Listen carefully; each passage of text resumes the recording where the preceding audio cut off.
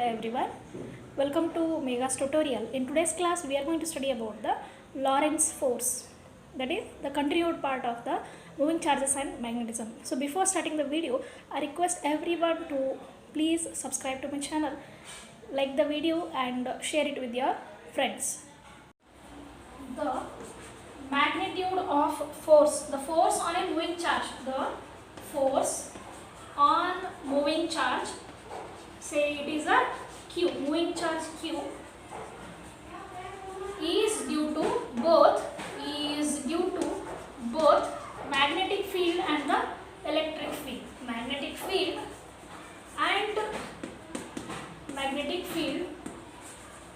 and electric field. So magnetic field is represented by B and electric field is represented by E. There we can say, write that F bar is equal to F E bar plus F B bar, means force due to electric field and force due to magnetic field. It is given by F bar is equal to Q into E bar.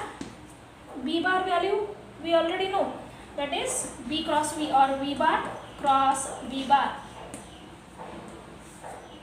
right? That is given by F bar is equal to, this is nothing but F bar is equal to, where the magnitude of electric force F E is equal to Q into E, and the the force due to magnetic field or the magnitude of the magnetic force Fp is equal to QVB into sine theta. Okay, so this is about the Lorentz force. The force on a moving charge is due to both the electric field and the magnetic field. Yes, next we have to study the expression for, we have to derive the expression here, magnetic force on a current carrying conductor. For this, let us consider a conducting rod of uniform cross sectional area. Let the area of cross section of the conductor be A and L be the length of the conductor. Then let us consider I be the current passing through that conductor. And it is placed in the uniform magnetic field B. B is the magnetic field. Okay. Then the total number of charges, say let us consider a single charge here. It is of number density N. N is nothing but the density, that is number density of the charge. Number density of the charge. Then the total number of charge carriers is equal to N A into L. Okay, the total charge of all the charge carriers, it is given by N A L into Q, right? For steady current I, we are having each charge is moving with a drift velocity Vd. Vd is nothing but the drift velocity. What is drift velocity? We have already studied in the current electricity chapter, right? Then in the presence of external magnetic field B, the force on these charge carriers, it is given by F bar is equal to N A L. Okay, NaL into Q into Vd bar cross B bar, right? Then we know that the current density, that is J bar is nothing but the current density.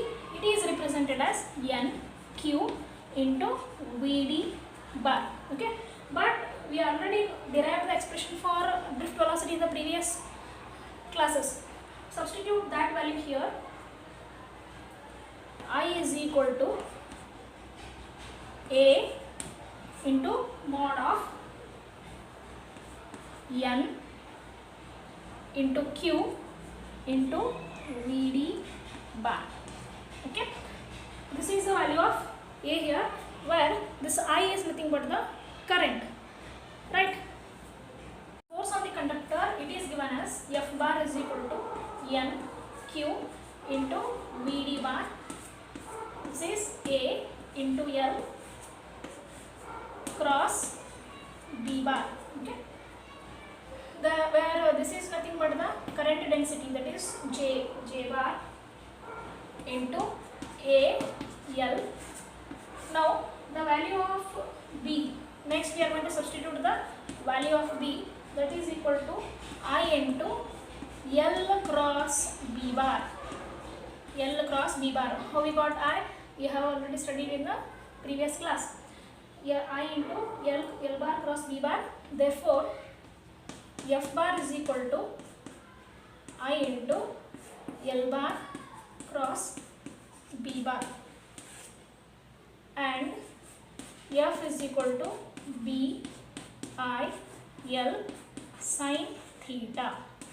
So this is the expression for magnetic force on a current carrying conductor, where L is nothing but the vector of magnitude L, we can say, and it is the length of the rod, and with a direction identical to current I.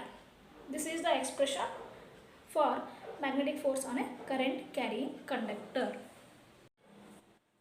Motion of a charged particle in uniform magnetic field. We are having three cases for this. The first case is to derive the expression for radius and angular frequency, where the charged particle moves perpendicular to the uniform magnetic field B. So this is the uniform magnetic field B here. Let us consider a charge Q. It is moving with a velocity V in the uniform magnetic field B. Okay, then theta will be the angle here. Theta will be the angle between V and B. Then first case we are going to study when the charged particle moves perpendicular to the magnetic field, that is V bar is perpendicular to B bar. This is the first case where theta will be equal to 90 degree. The magnetic force, that is Fb is equal to, we know that Fb bar is equal to Q into V bar cross B bar. This you have already known here. It acts as the centripetal force, and the charged particle describes a circular motion here perpendicular to the magnetic field B. Right. Let us consider now a charge. It is having the velocity V here, and the magnetic force is taken as F. Magnetic force is taken as F. Then the perpendicular velocity is taken as V, and it is having the magnetic force which is acting as the centripetal force here. Then the magnitude of the force, it is given as Fb is equal to QVB. QVB, because theta becomes 90 degree here. The value of theta is 90 degree. Sin 90 degree is equal to 1. Right? If R is the radius, suppose we are considering the radius of this circular motion, it is taken as R, then the centripetal force Fc is equal to mv square divided by R. Therefore, Fb will be equal to Fc, where Fb is having the value QVB. This is equal to mv square divided by R. 1 V cancels here, remaining is QB is equal to mv divided by R. Right? Or we have to write here the radius. We have to consider here the expression for radius. Then the radius becomes R is equal to mv divided by Q into B. Take this as equation number 1. Okay. If omega is the angular frequency, suppose we consider the angular frequency as omega, then we know that V is equal to omega into R. Therefore, omega becomes V divided by R.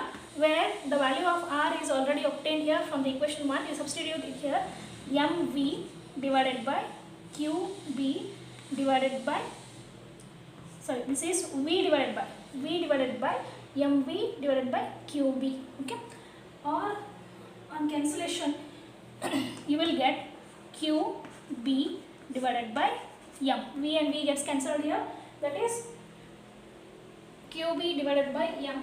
This will be the expression for angular frequency. Radius value is r is equal to mv divided by qb. So from this we are going to obtain the motion of the charged particle in a uniform magnetic field. The first case we are obtaining the expression for the radius and angular frequency. Angular frequency equal to qb divided by m and radius is equal to mv divided by qb. Okay.